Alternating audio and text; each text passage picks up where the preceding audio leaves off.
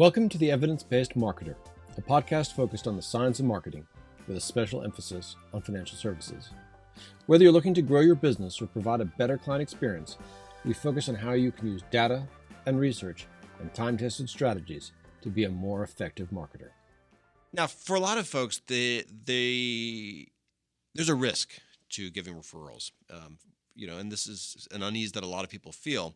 And in fact, in that survey that we said of 100 clients, actually about half did not even provide any referrals. And so step 5 is do everything you can to remove the risk for the person who's giving the referral. Because when you do give a referral, you're putting your reputation on the line, and you don't want to look bad. Say your garden guy screwed up Yes. a friend's house, you'd feel really bad. Yeah. Yep. And you'd kind of lose some social capital with your friend. So it's important, first of all, to let your clients know that any referrals that they give, you're going to give them extra service and attention, and that you're not going to pester them. Right. Because that's another fear that people have. Well, if I refer this friend, they're just going to get barraged with emails and calls, and that also doesn't look good. So, look, I'm going to give them extra attention. I'm not going to harass them. I'm just going to let them know that you referred me, and I'm here to talk when they're ready. Yes. Make sure you don't pester them, because that will not only ensure you don't get the referral, it could jeopardize that relationship with your client. And also, it's important to give clients the right to say no. Mm-hmm. Again, across industries, something like half of clients, especially with services, are reluctant to make a referral. Mm-hmm. And so that's okay.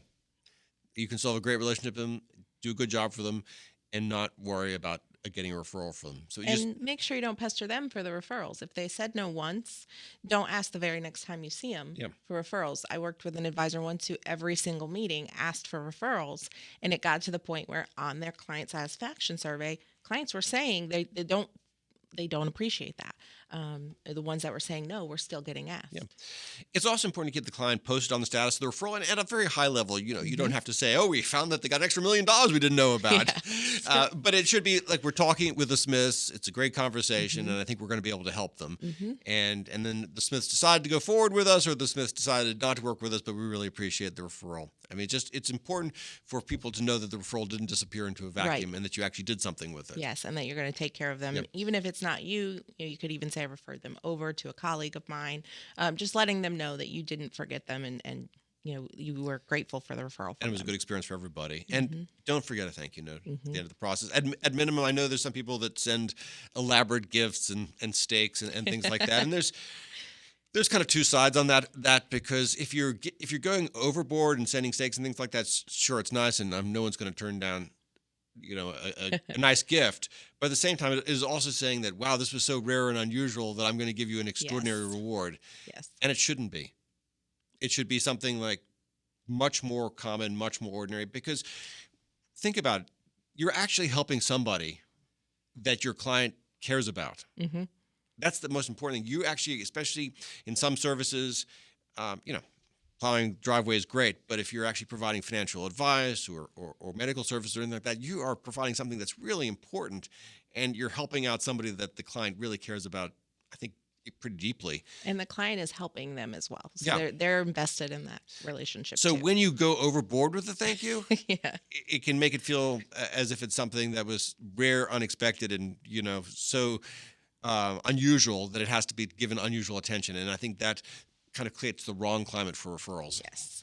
The next step for me is one of the most important. You have to ensure that a referral can validate you online. It used to be if you told your neighbor to go to do this, they would do this. That's when we were in small towns and everything was great. Now people can go to the internet and find anything they want to find. And they can, if I tell William about my lawn guy and say you should go use him, the first thing he's going to do is go online and see what else is out there, what kind of reviews this person is getting, what their website looks like. Do they have a website? That's kind of table stakes these days, but there are still folks out there in the service industry that don't have a website or have a really horrible website. That's their first impression of you. You need to make sure that you're putting out your best foot forward. If you are, build homes for a living, make sure you have examples of what you've built. Put out there the good things that you've done. I mean, I'm going to look for that when I go online, but ensure that you have that presence out there, because that's where people are finding you. Yeah, and if I needed my lawn mowed, and I don't have a lawn because I live in the city, but and I went to your guy's website and there wasn't a website. Right. I mean, if you really said this guy is amazing, he's phenomenal, because we're friends, I would take your word for it and I might hire this person. But if it was something that was more elaborate, if I was looking for a contractor, if I was looking for a new kitchen, and that person didn't have a website that I couldn't see pictures of what they'd done, Right. it would be very hard, even if I absolutely trusted the referral and I believed in them, unless I could go into their kitchens, I'd say, wow, they did a great job on your kitchen. Yes. Yep. But I'm also going to be looking at, as you said, at are there reviews? Is there something negative? People, sometimes you look at, what's their Better Business Bureau rating? Mm-hmm. Well, in financial services, as far as an affluent investor goes, their perspective on an advisor's website, 98% say a website is somewhat or very important when choosing a financial advisor. 98% of them are looking for you. And I think that's probably important for almost any profession or service. But if you are in in certain professions, where you're trying to build a relationship with somebody, Mm-hmm. People are going to be actually really curious about you, especially if it's going to be a long-term relationship. CPA, possibly lawyer, financial advisor, fitness trainer, anything where you're going to be dealing with a person on a regular basis.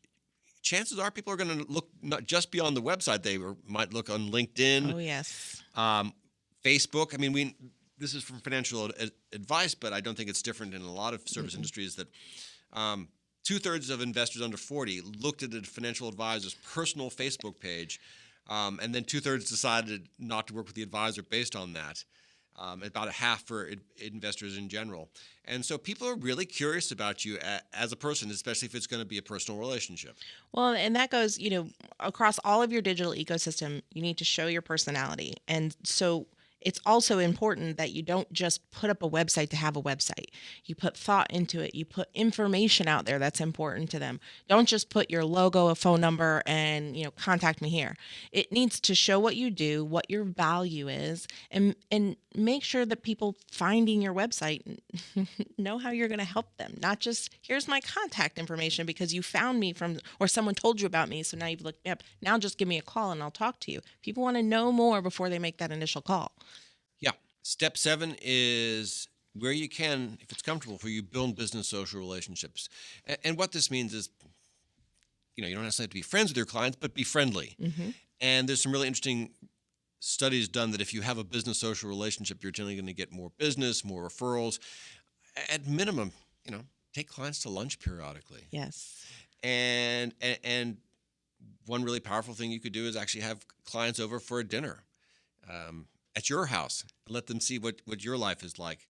We have an advisor in North Carolina, and this could work in several industries too, not just financial advice, but they have their clients out for a barbecue once a year. It's a summer barbecue. It's become a thing now. People are excited for this, and they bring other people to it. Mm-hmm. So you're giving your clients a chance to see you in a more social setting, and they feel more comfortable to bring other people around you as well. Yeah. And, it doesn't even have to be elaborate. I think if my last 2 realtors that I've worked with, they still send me holiday cards. Mm-hmm. One actually, sends me an annual gift. It's small. It's usually like little cards that note cards and things like that. Yep. The other has sent me subscriptions to magazines and gift certificates to like Starbucks and things like that. But they get newsletters from both of them. Mm-hmm. But what they know is that 2 things. Eventually, I'm probably going to sell my house. Yes. And it just also keeps them front and center that if I ever know somebody who is looking for a realtor, I'm still connected to this realtor that did a good job for me, and I'm happy to refer them. Yeah, and there's just keeping front of mind for you. So for me, it's we used a realtor that is a friend of ours, and it wasn't a great experience. And then we switched to a referred realtor, and it was a wonderful experience. I'm referring that person that the experience was great. I'm friends with one of them, but the other one was better experience. And again, that's going to come back on me if it's a bad experience. So yeah. I'm always going to refer the one that is the better experience. And is the realtor that you like, Is that person doing anything to kind of stay engaged with Yes. Yep. I get the same, newsletters. I get, their postcards for my birthday and my husband's birthday.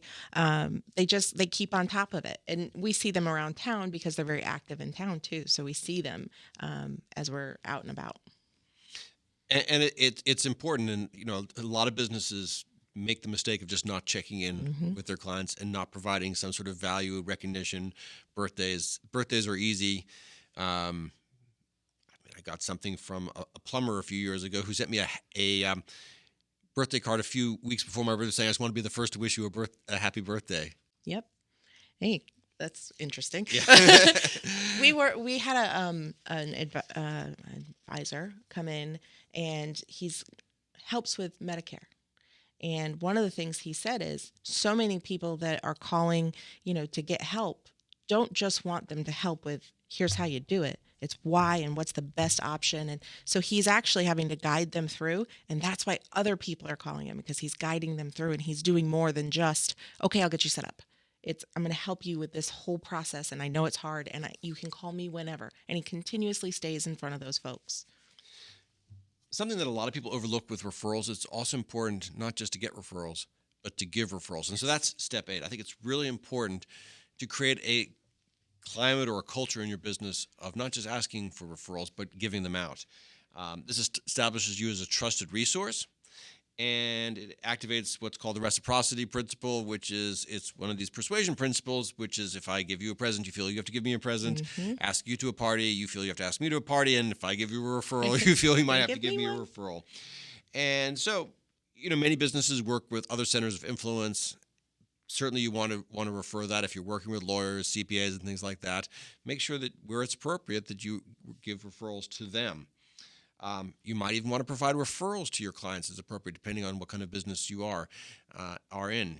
Maybe you work with people who are lawyers, doctors, business owners, plumbers. Yep.